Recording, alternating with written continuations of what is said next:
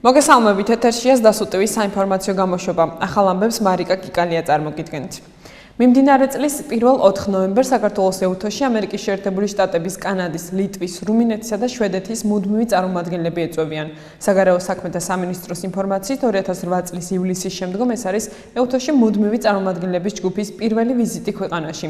მუდმივი წარმომადგენლების ჯგუფი შეხვედრებს გამართავს საქართველოს პრეზიდენტთან, პრემიერ-მინისტრთან, პარლამენტის თავმჯდომარესთან, თავდაცვის მინისტრთან და სხვა მაღალი თანამდებობის პირებთან. ასევე იგეგმება შეხვედრების სახალხო დამცველთან, ევროკავშირის სადამკვირვებლო მისიის ხელმძღვანელობასა და სამოქალაქო საზოგადოების წარმომადგენლებთან. ვიზიტის ფარგლებში მუდმივი წარმომადგენლები ეწვევიან საოკუპაციო ხაზ სოფელ ხურვალეთთან და მოინახულებენ წეროვანის იძულებით გადაადგილებულ პირთა კომპაქტურ დასახლებას. ნათქვამია საგარეო უწყების ინფორმაციაში. დემოკრატიული მოძრაობის ლიდერმა ნინო ბურჯანაძემ გუშინ უკრაინული საიტის მიერ გავრცელებულ აუდიო ჩანაწერებს ბიძინა ივანიშვილის პოლიტიკური თამაში უწოდა.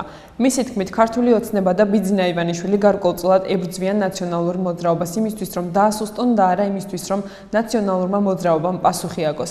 დემოკრატიული მოძრაობის ლიდერი იმედს გამოთქვამს, რომ მოსახლეობა შეძლებს სწორი ანალიზის გაკეთებას მიმდინარე პროცესებთან დაკავშირებით და ანკესზე არ წამოეგება.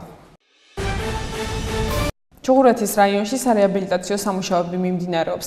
თბილისის მერმა დავით ნარმანიამ ჩუღურეთის რაიონის გამგებელ ზურაბ ჩიკულაძესთან და საკრებულოს დეპუტატ რიმა ბერაძესთან ერთად 13 ივნისის ტექილის დროს ჩუღურეთში დაზიანებული საცხოვრებელი სახლების სარეაბილიტაციო სამუშაოები დაათვალიერა. 60-ზე მეტ ადგილზე მიმდინარეობს საყრდენი კედლების მშენებლობა. სამუშაოების დიდი ნაწილი დასრულებულია და ნაწილი ნოემბრის ბოლომდე დასრულდება. იუსტიციის მინისტრმა თეა წულუკიანმა განაცხადა, რომ ყოფილ პრეზიდენტს მიხეილ სააკაშვილს საქართველოს მოქალაქეობა ჩამოერთმევა. მიზეზად წულუკიანმა სააკაშვილის მიერ უკრაინის მოქალაქეობის მიღება დაასახელა. შემოვიდა ოფიციალური ნოტა უკრაინულ ენაზე, რომლის თანახმადაც მიხეილ სააკაშვილი მიღებულ იქნა უკრაინის მოქალაქედ და ეს გადაწყვეტილება დღესაც ძალაშია. მოცემული ნოტის საფუძველზე, რომელიც უკრაინის სახელმწიფოს ოფიციალური დოკუმენტია, საქართველოს კანონმდებლობის შესაბამისად და საქართველოს მიერ ნაკისრის საერთაშორისო ვალდებულებების დაცვით, დღეს ჩვენ ვიწყებთ მიხეილ სააკაშვილისთვის საქართველოს მოქალაქეობის შეწყვეტის საქმეს, განაცხადა თეა წულუკიანმა. გამოშვებას უცხოეთის სიახლეებით განვამბობთ.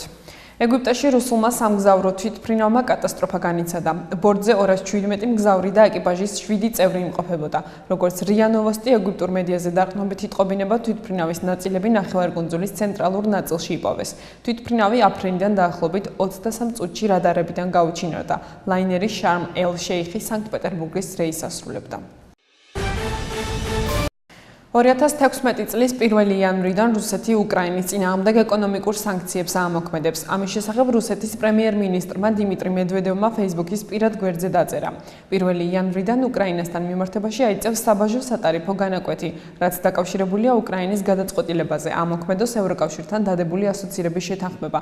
გარდა ამისა, უკრაინაზე როგორც ანტირუსულ სანქციებზე მიერთებულ ქვეყანაზე გავრცელდება რუსეთის საპასუხო ეკონომიკური ზომები, წერს მედვედევი.